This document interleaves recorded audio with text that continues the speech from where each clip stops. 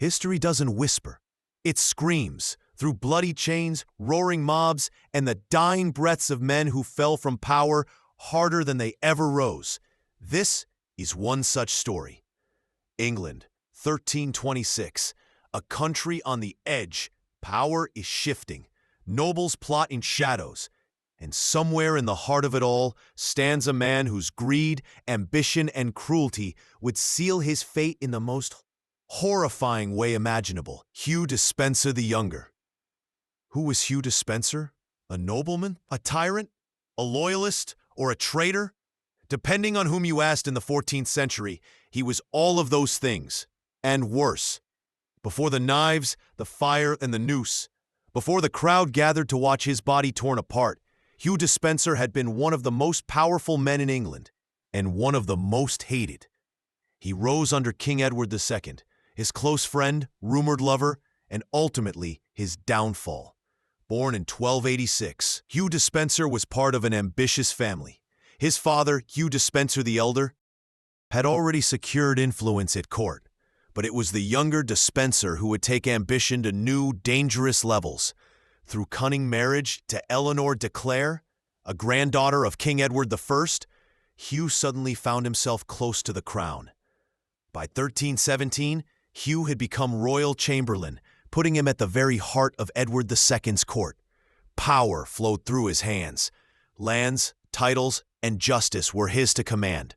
And command them he did with brutality. The people called him a tyrant, the nobles a snake. Wherever Despenser moved, enemies multiplied. He seized land from rivals, imprisoned those who opposed him, even tortured some to gain what he wanted. It wasn't just cruelty, it was control. Despenser wanted to dominate England's nobility, and through Edward II, he could. He tightened his grip on the Welsh marches, often by force. Entire families lost everything to Despenser's greed, and they never forgot. One of Hugh's most dangerous enemies was Queen Isabella, Edward II's wife.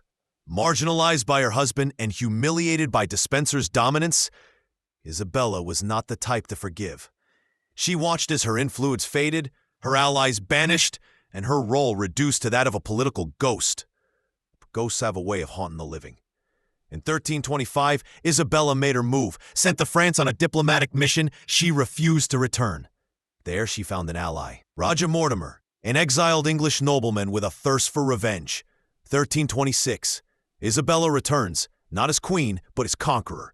With Mortimer beside her and a small army of mercenaries behind them, they land in England. And the people rise. City after city opened its gates. Despenser's enemies, once scattered, now stood united.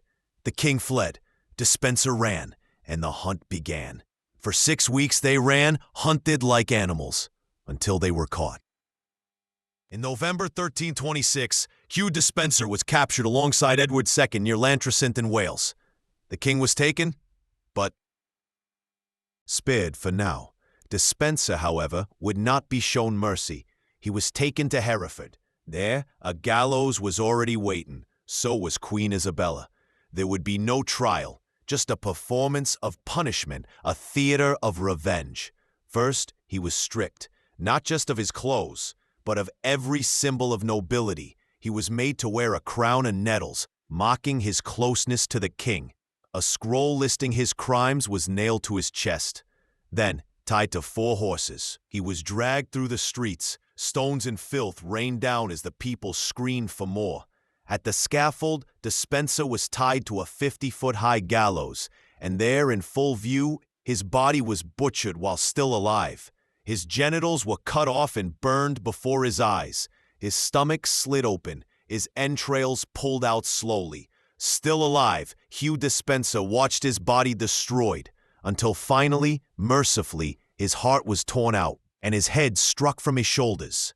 His body was quartered, his limbs sent across England. A warning, a message. This is what becomes of those who rise too high, too fast, and forget how far they have to fall.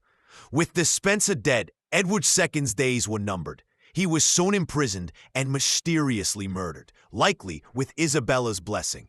Isabella and Mortimer ruled as regents for her son, Edward III. But power gained by betrayal rarely lasts. Years later, Edward III turned on Mortimer. he was executed. Isabella faded into the background, and the blood-soaked chapter of Hugh Despenser's life slowly faded into legend. Ending voiceover, emotional, reflective. They called him a tyrant, a monster, and he may have been, but he was also a man who flew too close to the throne and was burned for it.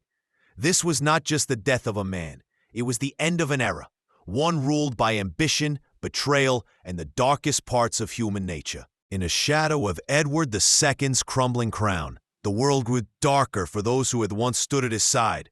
As the drums of rebellion echoed across England, one man, reviled and feared in equal measure, braced for a fate that would make history tremble. Hugh Despenser the Younger, seen, flickering candlelight illuminates parchment letters with royal seals. Where part one left us, a kingdom divided, a king weakened, and a Despenser name cursed by nobles and commoners alike. The storm that had long gathered over Hugh's head was about to break. Seen, Tower of London silhouetted under a brooding sky. But to understand the brutality of what lay ahead, we must step deeper into the venomous politics and personal betrayals of the time. Image prompt: a richly decorated medieval court with banners and nobles' intense discussion. After years of accumulating wealth and royal favor, Hugh had become a figure of unmatched influence. But such elevation bred envy and enemies. With Queen Isabella's wrath simmering abroad and Roger Mortimer gaining power in exile, a plot was already in motion. Scene: Isabella and Mortimer in a dimly lit Parisian hall, whispering across a map of England. From France, Isabella forged alliances. She called her marriage a prison and branded Hugh the real jailer. Her words resonated across the continent. Scene: papal emissaries writing letters. The Pope himself heard whispers of Despenser's cruelty, tales of land seizures, starvation, and torture inflicted upon dissenters. In 1326, Queen Isabella and Mortimer returned, not as dignitaries, but as invaders. Their forces, small but precise, landed in Suffolk. There, Hugh's greatest nightmare took root. Scene: villagers cheering Isabella's arrival. England did not resist. The people remembered the hunger, the punishments, the iron grip of Hugh Despenser. Rebellion found fertile ground. Scene: Edward II and Hugh watching. Panicked guards scatter in the royal court. As castle after castle fell, the king and his favorite fled, first to Gloucester, then into the wilds of South Wales, hunted like beasts. Their flight was desperate. Starving, ragged, and abandoned by their retainers, they sought refuge in the castle of Neath, unaware that betrayal was brewing within its very walls. Scene: local lords plotting against Hugh. For a price, Despenser was sold, captured, humiliated, and chained. A man once feared, now paraded as a prize through the muddy streets. Mortimer's forces dragged Hugh into Hereford. No trial was needed. The sentence had long been written by blood and memory. November 24th, 1326, Hereford, a scaffold taller than any before was erected, towering like a monument to cruelty. At its base, a jeering mob, and above, the instruments of agony. Despenser, dragged through the streets, tied backward on a filthy mule, to strip him of dignity, ... He was forced to wear a crown of nettles, mocking his kingship of influence. At every corner, crowds cursed him, not just for politics, but for personal pain. Has seen Isabella watching from a guarded window. Queen Isabella, cloaked in black, watched without flinching. Her vengeance had matured into judgment.